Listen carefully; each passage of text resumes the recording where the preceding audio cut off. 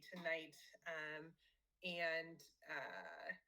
But given that I'm the only person who's on the finance committee as an official capacity right now, we will not be voting on anything. We will do all the discussion and still take everything to the board as normal, but we won't be voting. I just need to do more research about how that works in terms of getting other folks onto the finance committee in official capacity.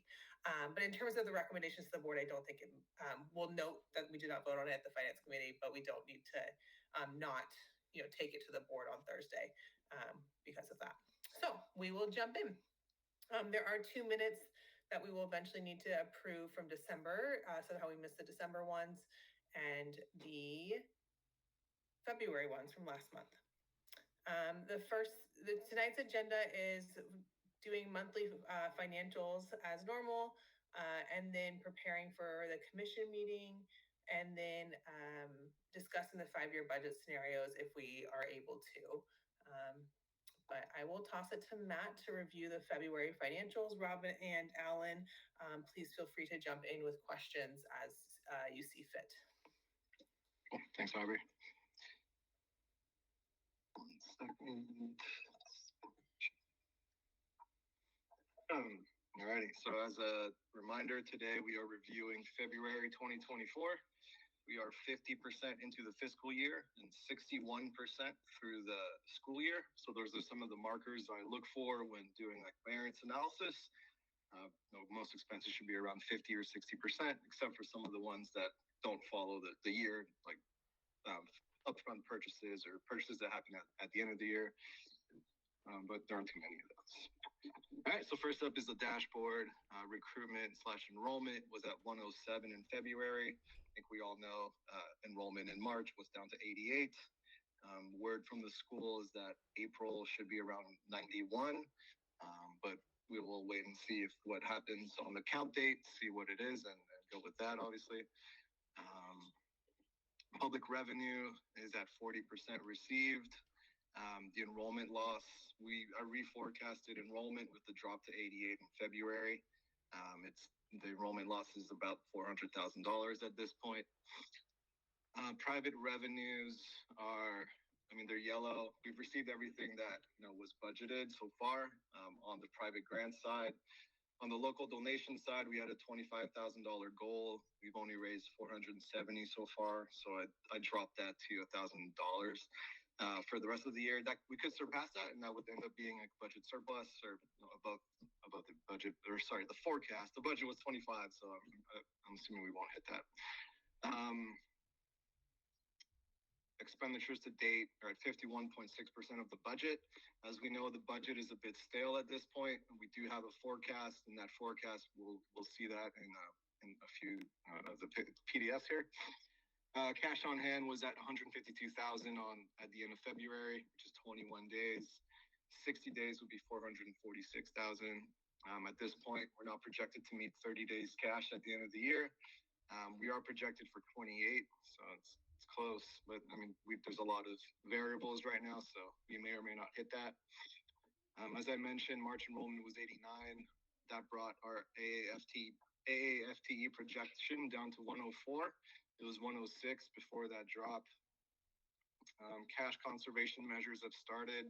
You'll notice that in our AP balance. Since it's the end of Q2, there are forecasts. I updated our forecasts, and we have a detailed BVA in this month's packet, which is usually not included. Material variances are 10% above budget and $10,000 above budget. So for now, there's still only that one that's above those two thresholds, but there are a few that are getting close. So I just wanted to point those out. We have legal at 8,700 over, tech support 7,600, classroom supplies 83, and office expenses at 68. So there's a chance that by the end of this year, those hit materiality. Overall expenses are down about $220K. That's mostly from staffing cuts, but there have been a few other cuts in other places. And the current fiscal year count of missing documentation is $30,000. Sorry, I just got a puppy, and I have to make sure it's not killing itself. Yeah. Matt, what does that last point mean? Count of missing documentation? So that is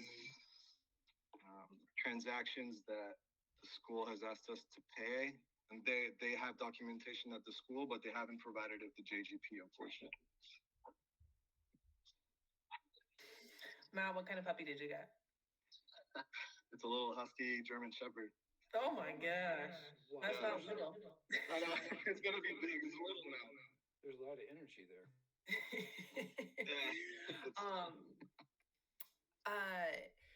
So Alan, did that answer your question? Okay.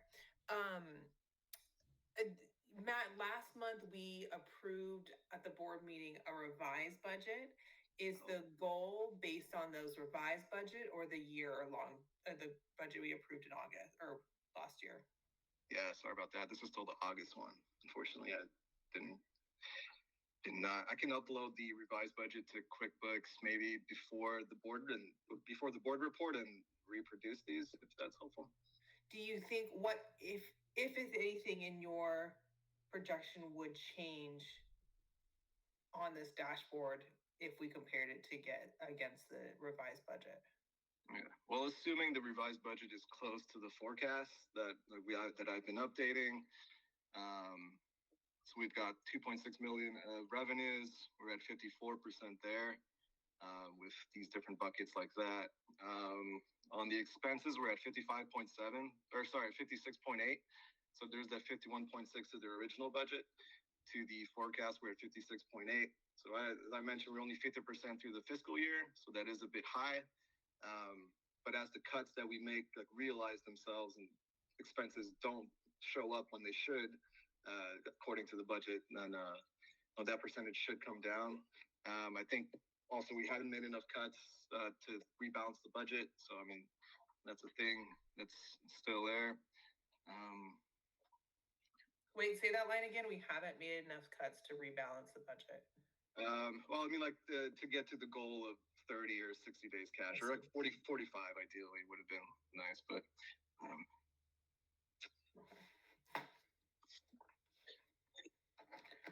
well, let's see. I can talk to the variances to the forecast when we get here, and then if you'd like for the board meeting, I can reproduce the dashboard, or we can just look at it till next month, whatever works for the board. I think reproducing the dashboard could be helpful, just given that we did, I think the revised budget, the goal of what that was to have a more accurate picture of what was going on. So for me, the dashboard being compared to that would be helpful. Got it. Okay. I will do that prior to the board meeting, or I'll do it by tomorrow. Thank you. Alrighty. If there's no other questions on the dashboard, I'll move over to the P&L or the income statement.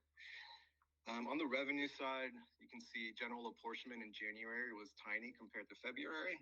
What happens in January is there's a true up. So since budgeted enrollment was 136, the state was paying us off of 136 all the way through December. In January, they calculate your actual average FTE, and then they recoup what they overpaid you when they were paying you off budget. So that's why this number was so small in January. What else? Transportation is materially increased this month.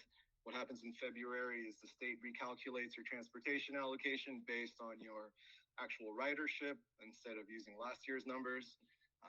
So that makes sense. And every year there's more and more students, so there's more and more riders. I mean, theoretically. So did our transportation budget go up then? Not budget, but our reimbursements. The allocation itself, I think, should go up. I don't know off the top of my head right now. So, no, we can pull that maybe when we talk about other things. But that allocation there, that 16 versus the 3,000 before. Yeah, so it points to an increased one. I think I just don't like saying things that I'm not totally sure of. Let me pull pretty quickly though. Should be able to. Let's see. Here is the February apportionment. So transportation was at 36. Is that 66? What was our budget?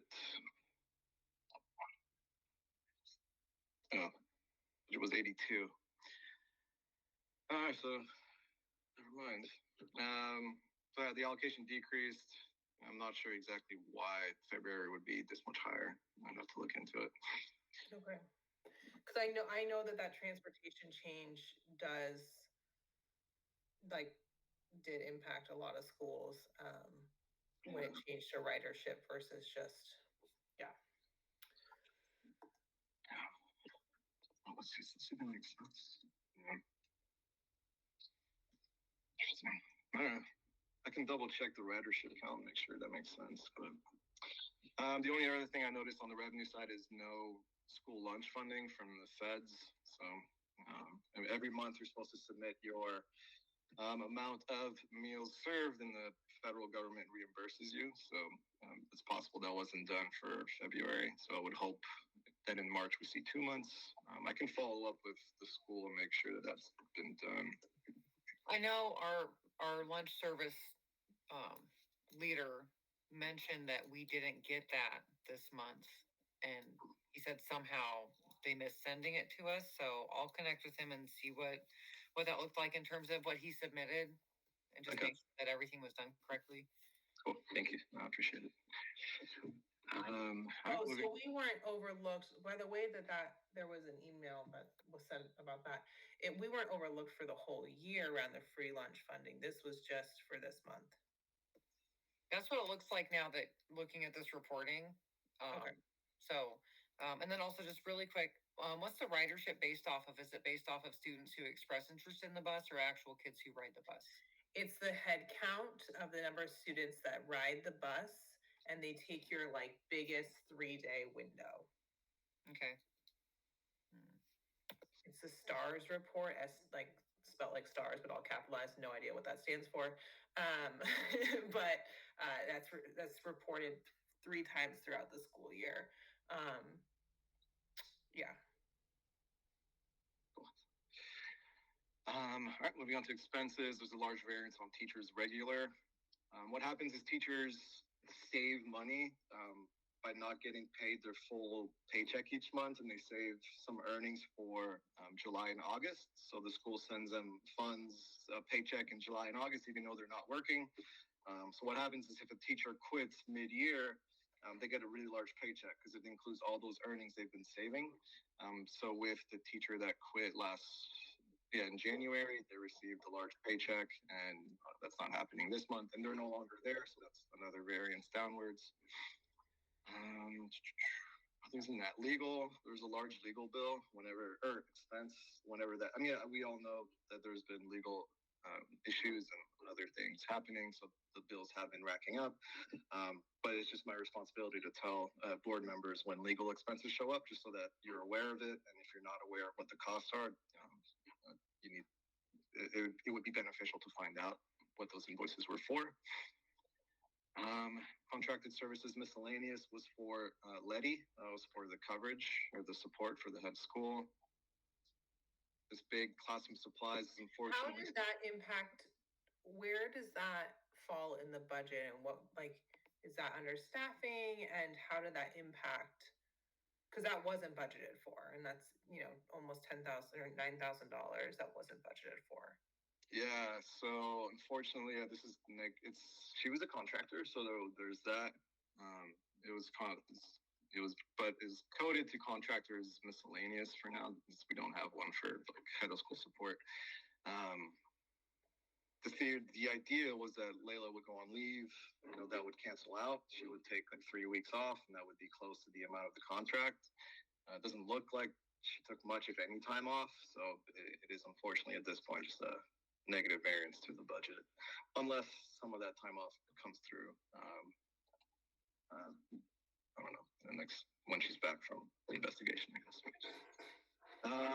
Moving on to classroom supplies, so that's another one that's kind of big for this time of the year. Usually these things happen in the beginning of the year. We received some invoices from June and August, unfortunately. So there are some large purchases of books. We never got the invoices, so this is another unfortunate, unfavorable variance. So those aren't new purchases, just invoices from the past? No. Okay. All right, as long as we're not currently spending that money. Yeah, that's fair, that's true. And I think that's all that stood out to me. Rent, It's expensive. And we're still making the payments to Raza, the construction loan holder. So. And which line item is that? Sorry, I missed that. Interest expense. Some of it hits there, and the other part hits the balance sheet. It hits the balance. Matt, how long what's the term of that loan? That loan I think it's like a 20-year term, but a 5-year renewal. 20-year amortization with a 5-year term. So it's up for renewal in a couple of years, I think. Yeah, 2025 or whatever. Thank you. What's the balance of the loan? Balance would be, where's the balance sheet? It would be, where's the loan? So 782 minus the 300. 300 is Watt Charters. There's about 150 of WCSD. So 782 minus 300 minus 150. So yeah, about 330,000 or so, I would say. Okay. All right, I'll move on to the balance sheet unless there were any. Robin, did you have a question? I think I saw in an email, Watt Charters is exploring loan restructuring for us. Yeah. So, I mean, hopefully that can help in the future. Robin, do you have a feel for what that looks like? No, there were no details, Chris. Really vague. Something to look forward to, but they haven't come together on what that looks like exactly. Okay. All right, onto the balance sheet. Assets were down 40K. Half of that was cash. The other half current assets. Nothing really stands out to me on here. You can see our AP is getting a bit high, 93,000. So they'll keep going up. Although one positive thing that's happened is the levy equalization. In the past, PCM was not eligible for it. This year, they didn't include the criteria they used to cut off PCM. So we are receiving about $140,000 in April. So that'll really help with keeping vendors current and getting through the school year. So that's going to be great. In April, we have a date now? Yeah, it should be April. So. Oh, that's fantastic. Yeah, that's big. Yep. It's huge. Yeah, I mean, and then total equity being negative is pretty. But also, if Watt Charters comes through and forgives either the whole loan or part of it, that could help us get back to positive equity. Matt, answer this offline if you prefer, but a little bit up. There's a negative balance in the liability account, about 34,000. Just scroll up a little bit. Yeah. Yeah. It's just odd. No, yeah, I agree. Yeah, no, definitely. Gosh, this comes up every once in a while, and then I have to ask my accountant why exactly. It's basically a prepaid that for some reason she runs through the liability. It's like technically it's a prepaid. Okay, I get it. No problem. Okay. At the end of the year, we reclass it to. Let me know if there are any other questions on income statement. Next up is the budget status report. I think at this point, we all know the budget is stale. We can focus on the forecast a bit more. And next month, I'll update this for the board with the revised budget. And I think I'll also keep a column in there for the original budget, just so that we don't forget that originally we had a budget for 136. So yeah, as I mentioned, Q is the end of Q2, so we made some updates to forecasts. So we made a significant reduction in the local donations goal, as I mentioned. Local lunch sales were also revised downward to about 10,000, down from about 26, I believe, or 21. So those could still materialize over the rest of the year, but for now, that's just what the trends show, and we want to be conservative on that front.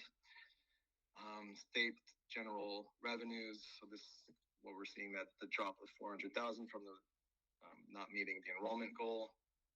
State revenues are up special purposes up. I mean, there's our sped revenues are down, which is included in here. But with the addition of the levy equalization, that is overall about a 70K increase.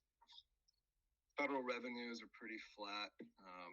Although at this point we might not be able to spend the full CSP grant depending on what occurs with the status of the school. Hey, Raleigh. So, we do need to have 2 teachers in our AC and our OE class, and right now we only have 1 in each class, and that's part of the issues with, the commission. Would we have funds in that grant to put towards 2 long-term subs for the rest of the year? Yeah, CSP. Yeah, we could use this grant for that purpose.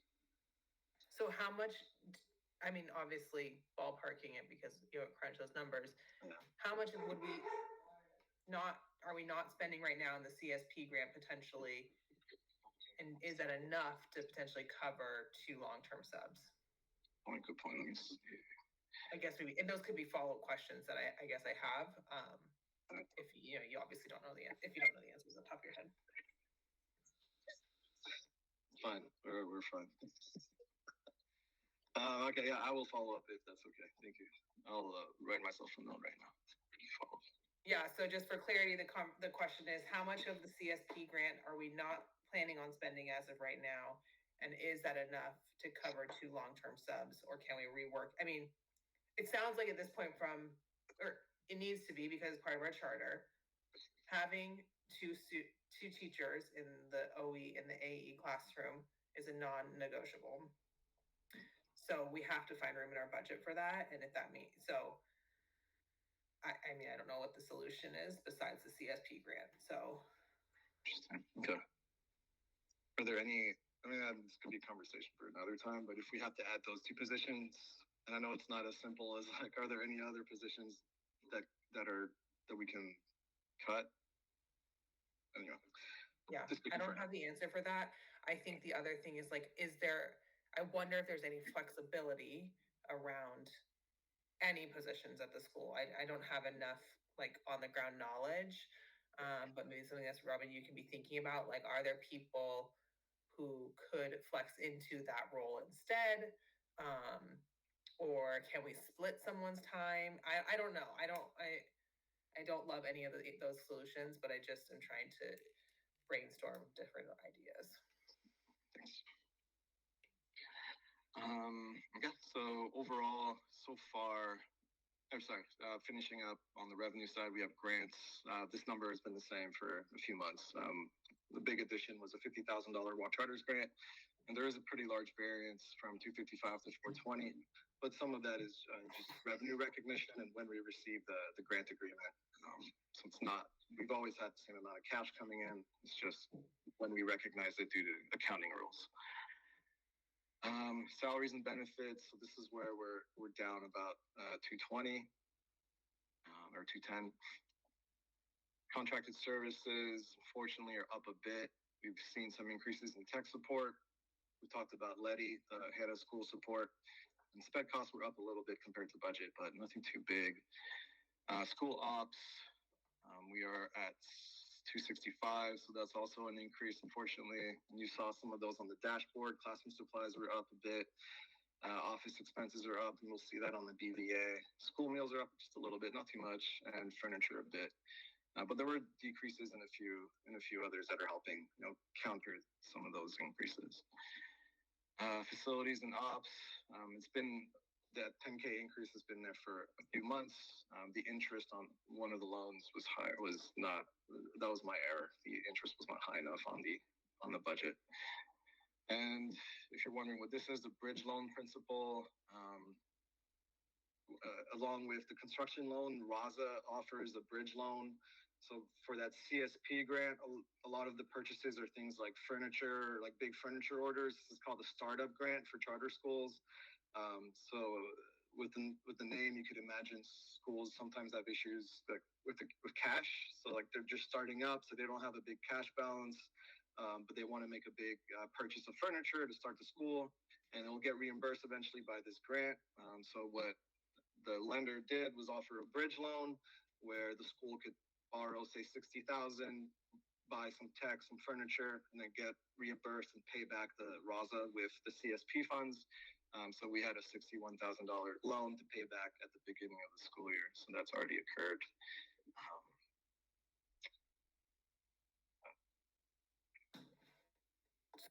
So we paid back that loan then, the bridge loan? Yeah, that one's all done, and we haven't taken any more out of that since that loan is closed. And do we have any plans to use it at all?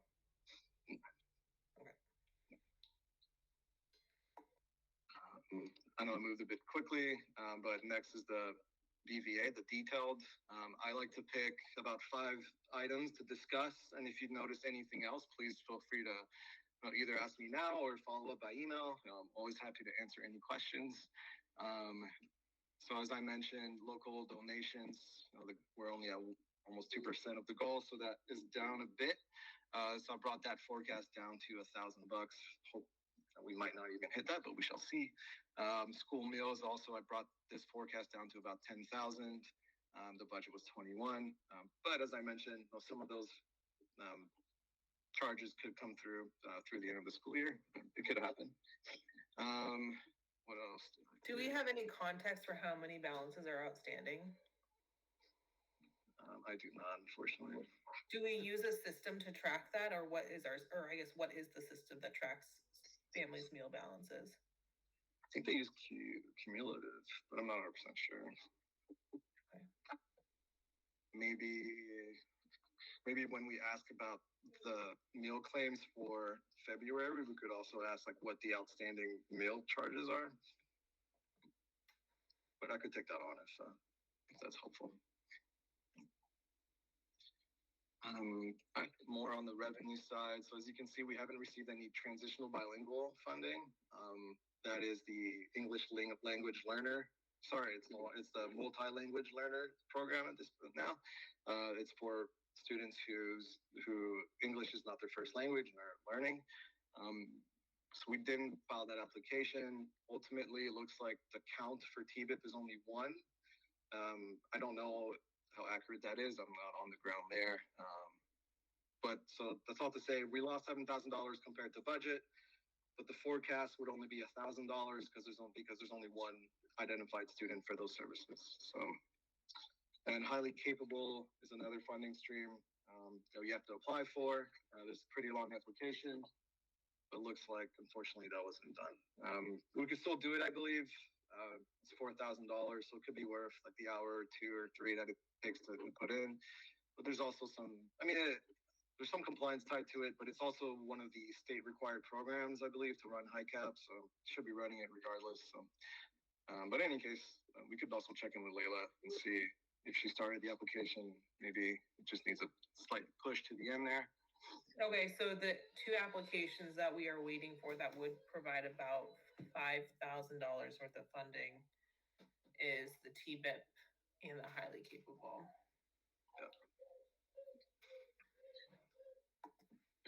On the expense side, I noticed, so like I mentioned, contracted services are going above. So legal, I increased that forecast pretty materially. Same with what others, contracted tech. So you can see that on the first tab, we only budgeted 5, we're already at 13 almost. These miscellaneous costs, that's the head of school support. But on the other side, the after school program is down materially, so that helps. Matt? Yep. Before we move on, at the top, that's a pretty significant amount. What is the oversight fee? And more importantly, is it a cash cost? So this is the fee that the commission charges. It comes right out of your apportionment. Let's see. So a few other like unfavorable variances. So we've got classroom supplies at 31,000 compared to 23. I think furniture as well. Furniture, we only budgeted 37, and there was a furniture expense of about 30,000 that hit the balance sheet. So it did not. You can't see that expense here, but you can. It is reflected on our balance sheet on the capitalized equipment line. So that is a $30,000 expense that wasn't in the budget. And last one is office expenses. We're at 6,800 over, 166% of the budget. We are seeing some favorable variances that are helping with that. As I mentioned, sped supplies, where are those? Here. So it's about $4,000. There shouldn't be too many more of those. There's only 3 months left of school. So some more expenses could materialize, but I would doubt that $4,000 materializes. And a few others. Field trips, student testing at 4,500. That could still materialize over the rest of the year, but it looks like that budget item was probably not needed. Field trips, Layla talked about this a bit last time. No, I hate to cut field trips out of a school's budget, but it sounded like Layla was comfortable doing that. And student activities, none of those costs have come through either, so that was lowered. And lastly, transportation at 41%. No, we're 61% through the school year, so that number came down a bit on the forecasts. So overall, the budget actuals are at 50%. Now, if our revenues were doing fine, I think at 50%, we'd be on track to being relatively healthy. But seeing that large drop in revenues is definitely putting a damper on things. Yeah, I think that's all I'll have to say there. Next is a statement of cash flows. So in February, the net cash loss was $16,000. The majority of that was from net revenue, so just from our operating expenses and revenues on the income statement. You can see we're at AP, we have an accounts payable positive cash effect of $35,000. So that's us holding bills to make sure we can make payroll. But as I mentioned, with that levy equalization payment, that becomes less of a necessity, although it will still be a necessity, and we're keeping a close eye on that. We have as mentioned before, we have a plan of how much accounts payable, how many invoices we can pay each month in order to still make payroll. Lastly, we have the payroll and AP certifications.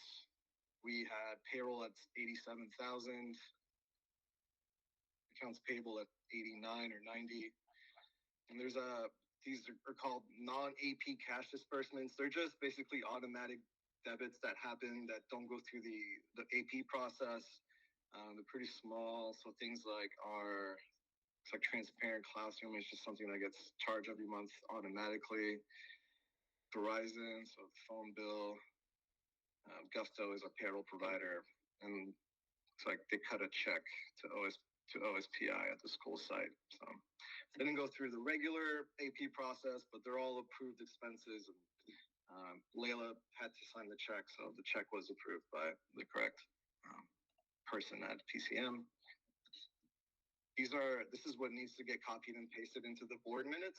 So when you're approving the consent agenda, this section just needs to be copy pasted into the minutes, like word for word, this whole page. So just a note for whoever will be doing that in the future. And yeah, let us know either now or by email if you have any questions on any of the payroll or AP expenses. Happy to discuss any of them or provide any documentation that is requested. Here's the levy. So we paid the levy $8,900. This is rent. This is our retirement. So I've got to pay rent twice. Matt, you've mentioned Letty a couple of times. Who is that? That was the head of school support for January and February when Layla was supposed to take personal leave.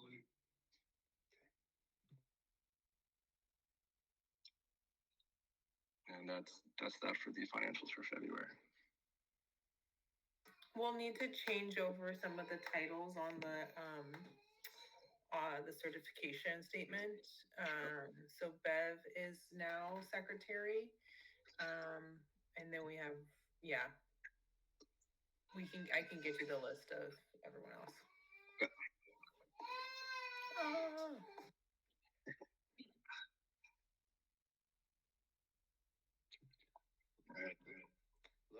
energy. Do you have any more details on the tech services? Like what additional tech services were needed? Was it a new contract or was it specific needs? I would assume it's just needs during the school year, and they ended up being higher than Layla expected. It's with Alexis Technologies. I'm not sure. I think that's a local firm. Alexis, did you say? Yeah, like Galaxy, but EXIS, Galaxis.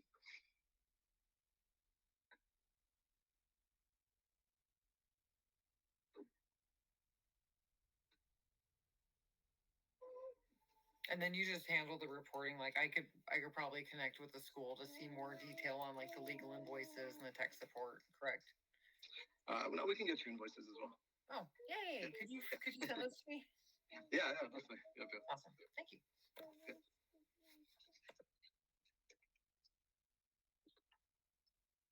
Do you want just February or like going back a few months or the whole year?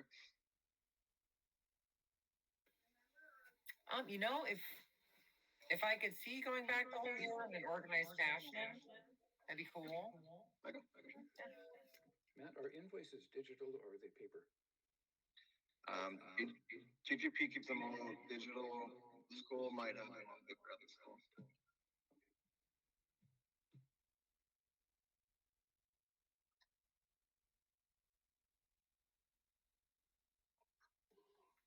Okay. So if there are no further questions, we can present these financials at the Thursday board meeting. Unfortunately, I actually will not be able to be there. I have a standing conflict for this week, so I don't know if potentially Matt, you're able to be there, or if one of the other board members feels comfortable. At the board meeting, I just present the dashboard because the expectation is that board members review the other financials at their own time. So I don't know if someone feels comfortable doing that, or yeah. Let me know if I need to be there. I can be there.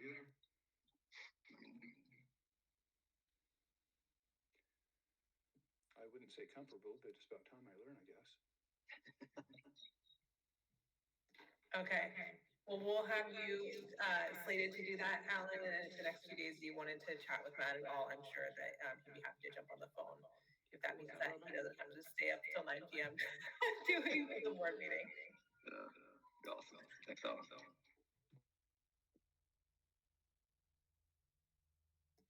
My 1-year-old is having a full-on meltdown. It's probably because she needs to eat dinner and not go outside anymore.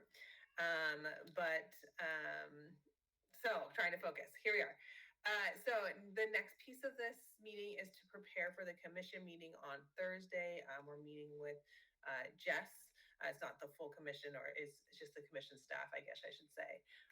And I just want to see if there's any. I put some questions in the agenda that we could, talk through. I've gotten the answer actually to some of them since we've just started discussing, but is there anything that's coming up or that we wanted to, I'll put to the floor first before I ask some questions that I also have.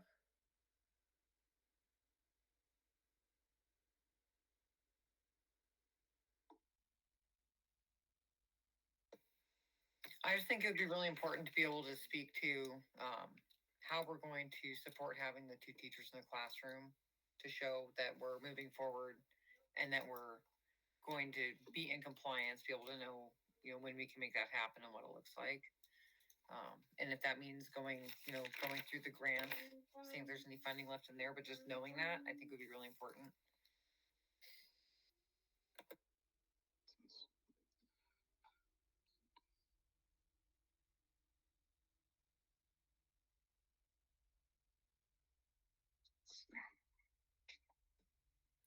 Yeah, so getting the answer to the grant funding, that using the CSP money for that.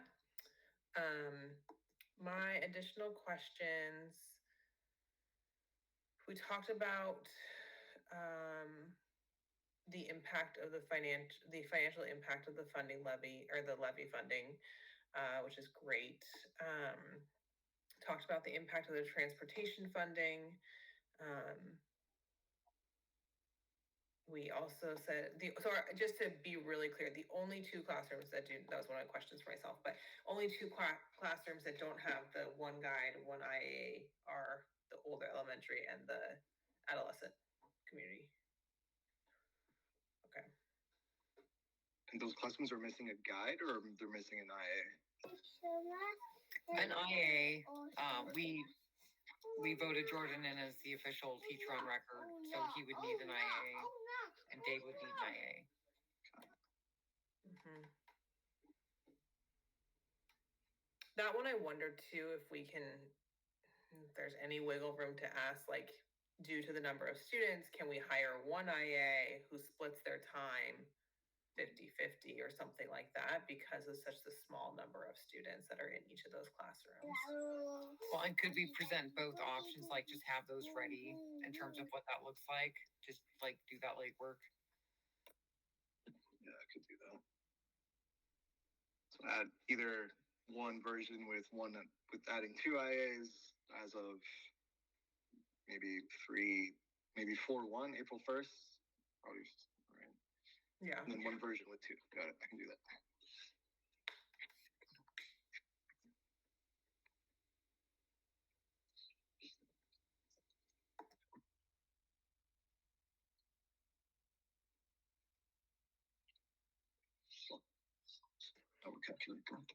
Do we know if there are any,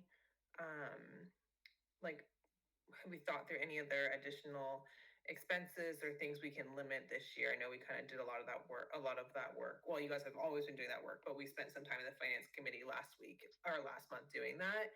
Is there anything else we feel like we want to discuss or put on the table?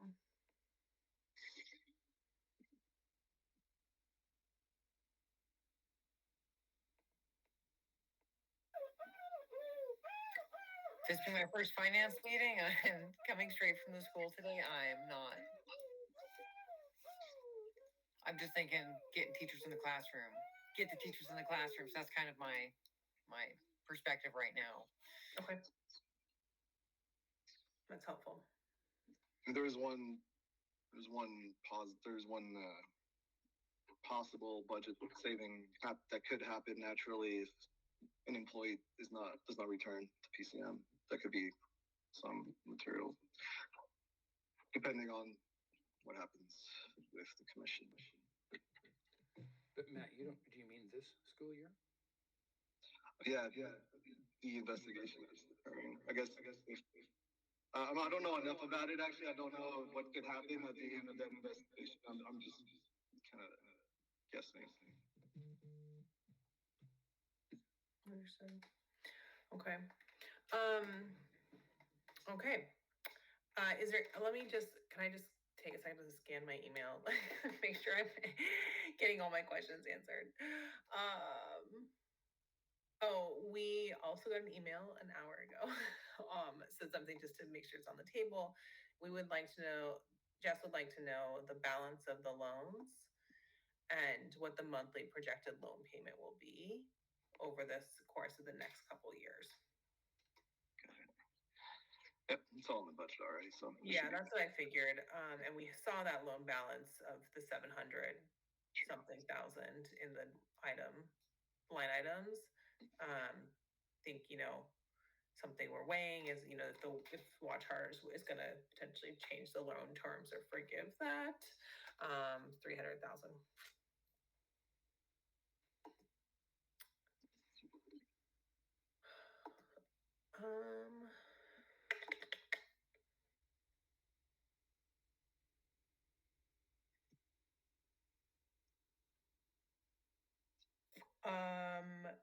The other things to note and make sure that's in the budget, that Watch Harders is offering to cover the $10,000 for the third-party investigation and $10,000 for the interim head of school support while Layla is out. That's good.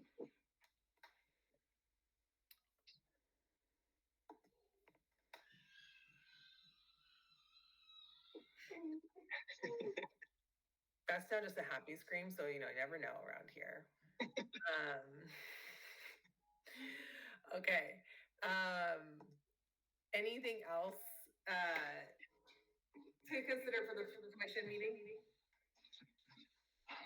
I think it'd be interesting to know how confident we are in 90. I'll be curious about Alan, can you mute? For some reason, when you're off mute, it echoes. Thank you. Obviously, come back off mute when you are ready to, when you have a question, please. But I don't know why that's happening. So we're at 91 students as of today. Does it seem like families are going to stick it out for the rest of the school year at this point, and that should be pretty flat? It's hard to say. It's really hard to say. I mean, you know, optimistically, yes. We just gained 6, I believe, last week or the week before, and then 2 this week. As of Monday, I believe. Yes. Robin, do you have any insight to why this bump all of a sudden? Relocation for the most recent 2, and I'm not sure about the other 6. The other 6 are part of one family. So that's why there was so much at once. We had one family that was large, and then a relocation, which brought them to us. So okay.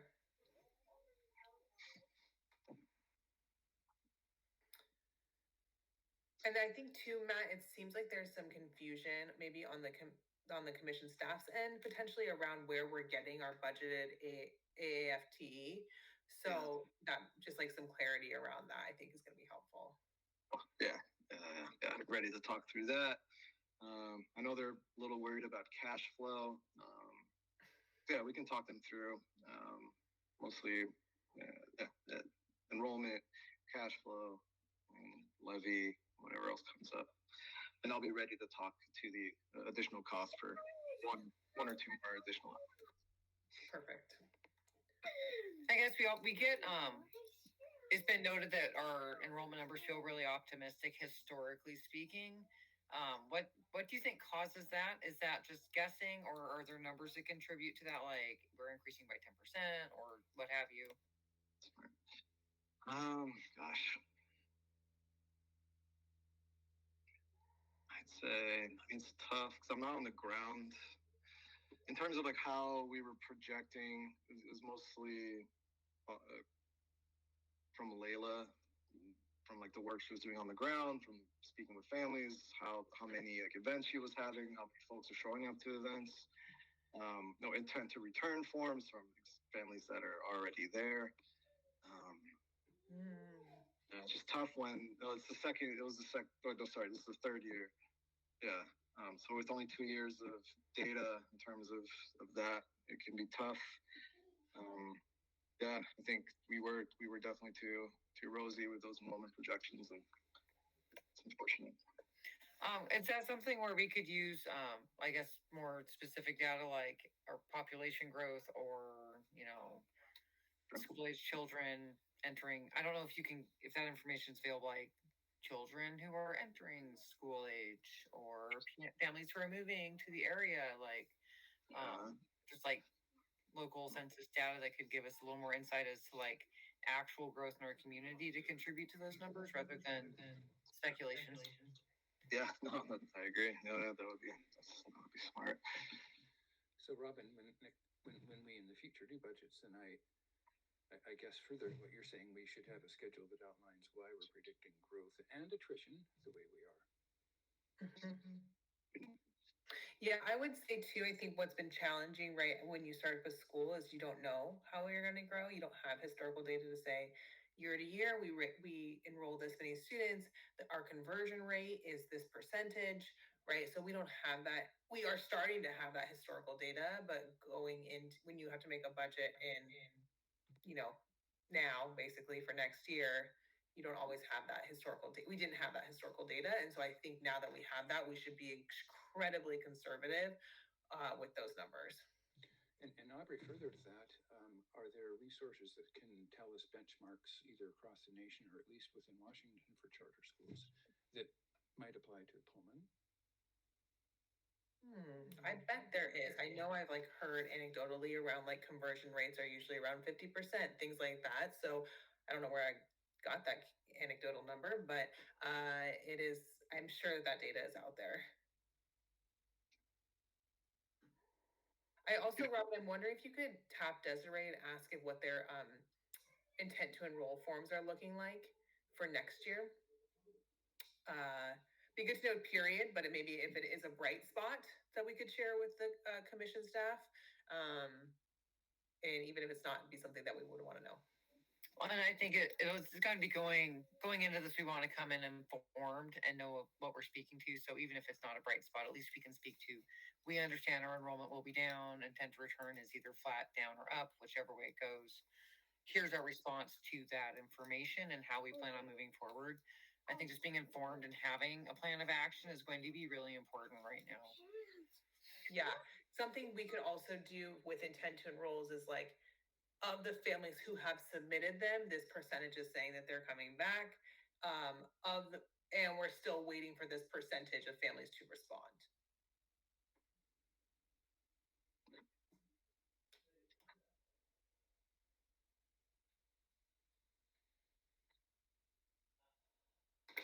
Okay.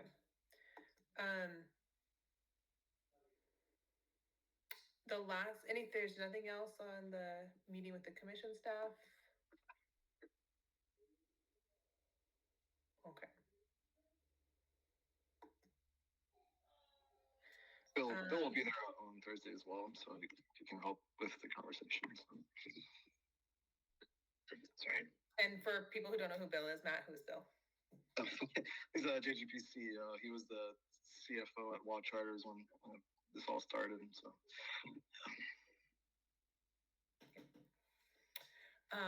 Okay. So the last thing that was on our agenda is discuss and the revised 5-year budget scenarios. We don't have updated scenarios yet. I think what is been presented, or like what was presented to the board last month, was around really changing up the model. And I think where we're at now, just to summarize, the model change was moving to 1 teacher per classroom, not having an IA. And that is against our charter contract. And so at this point, if we chose to apply to try and even make that change, we don't know if it'd be approved. And it's not really the time to be asking for something like a change that, in theory, like from, at least from my perspective, really changes a lot of things that PCM has really great going for it. And I worry, yeah. So to me, that seems like a not a possible pathway potentially in this moment. Or I think we'll need some guidance about how we prioritize these different changes that are coming. And does the parent community even want that? Totally.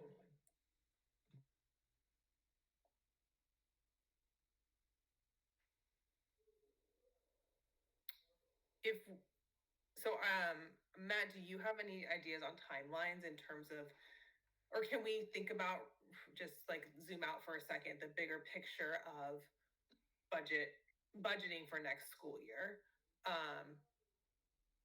And can you kind of walk us through that? When's the final deadline? I know it's like June or I know I've done this 3 years. I just can't remember.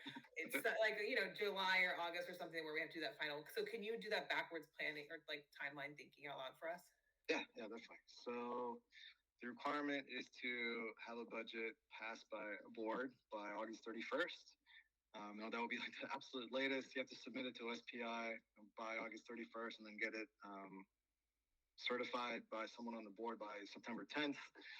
So August 31st is that deadline.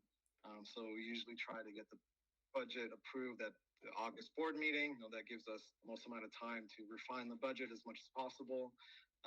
So July or June, we'll usually present a draft that's pretty close to final, probably 90-95%. Maybe even more than that. There's usually not much that changes, but it's good to have that window just in case something material does change. So June or July for a draft presentation. So starting now, actually, we're updating the revenue calculator. There's a revenue calculator that Wild Charters builds that's built into all of our budget workbooks. So that gets updated once the budget is finalized. I know we're still waiting on the governor to sign, unless that's already occurred, and I don't know. But at this point, the machine is moving now. The revenue calculator is getting updated. Budget workbooks will get updated. The budgets will get shifted over 1 year. Like the first year that shows up on the left of the budget file will now be 24-25 once that's created. And yeah, so moving, this is usually when around April, May is when we finalize staffing plans, make offers, usually around May, I think. I mean, even before that, because we actually, it's kind of tricky, that kind of interesting, because we know about the ESSER cliff, and we know there's possibly a surplus of teachers in the market. So I'm sidetracking here, but just to say that, the typical like offers are out in like April, May. That might not be as urgent because the pool might be bigger than in the past couple of years due to the ESSER cliff. Wait, can you say what the ESSER cliff is? I don't know what that is. This is the last year of ESSER funding. ESSER funding is the big funding that the federal government threw out for COVID. So most schools got multi-million-dollar grants from the feds that just expire this year. So a lot of schools are facing fiscal cliffs where their revenues are just dropping materially, and they have to make a lot of cuts. There's a lot of teachers that are unfortunately possibly about to getting laid off. Is this something in PCM? Do we have a lot of ESSER funding? I don't think we do, right? No. Because we're after COVID.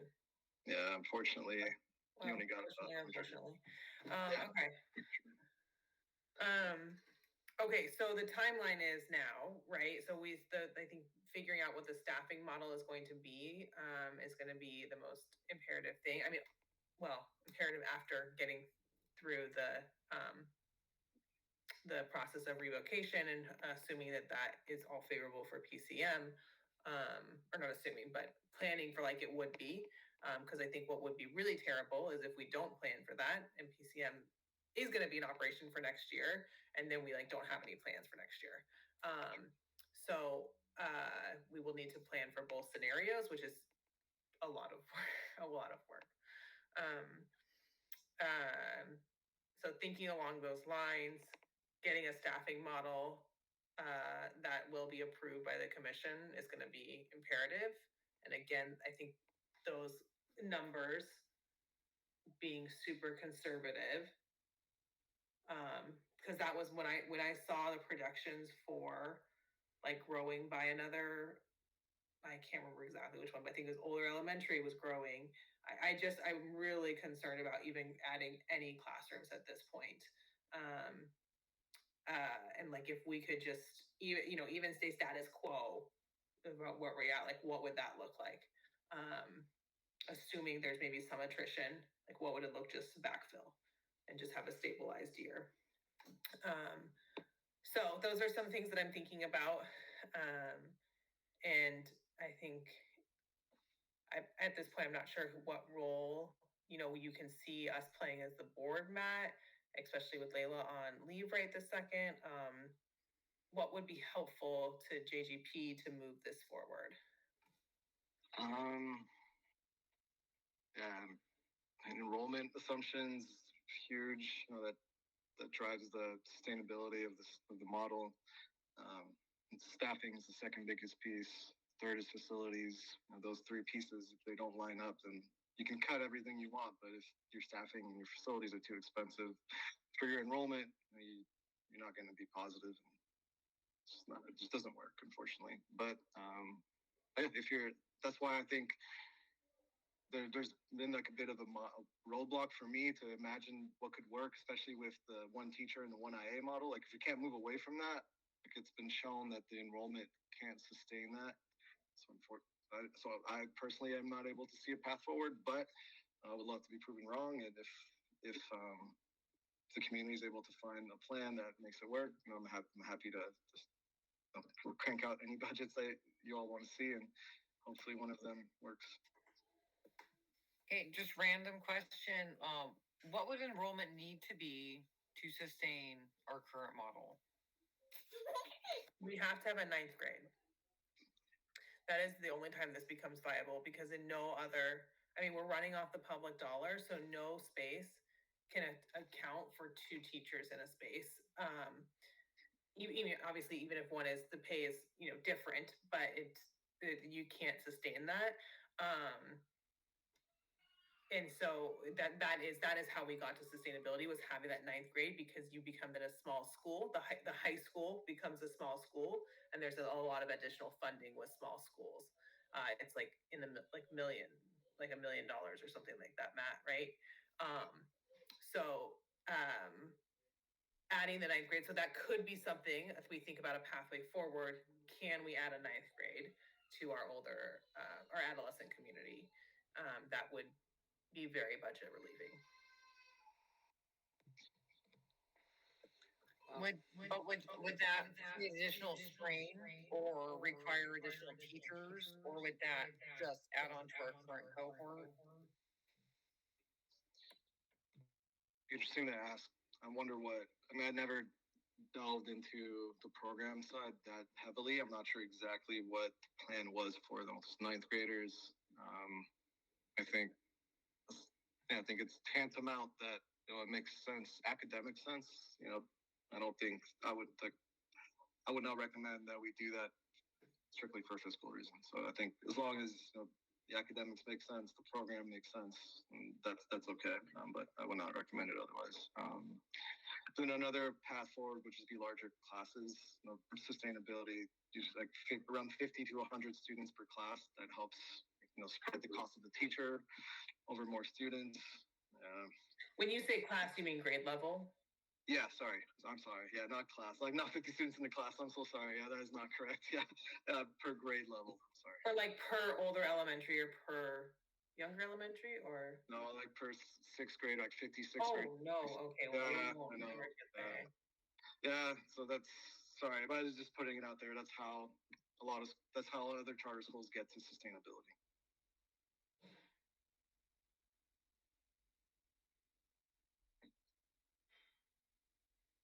Alan, did you want to have a question? No, just like I said in a text earlier today, drinking from a fire hose.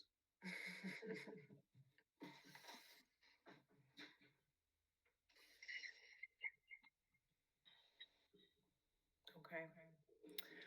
Well, with that, sorry, I'm gonna ask you to mute. I'm so sorry. It's like messes with my brain.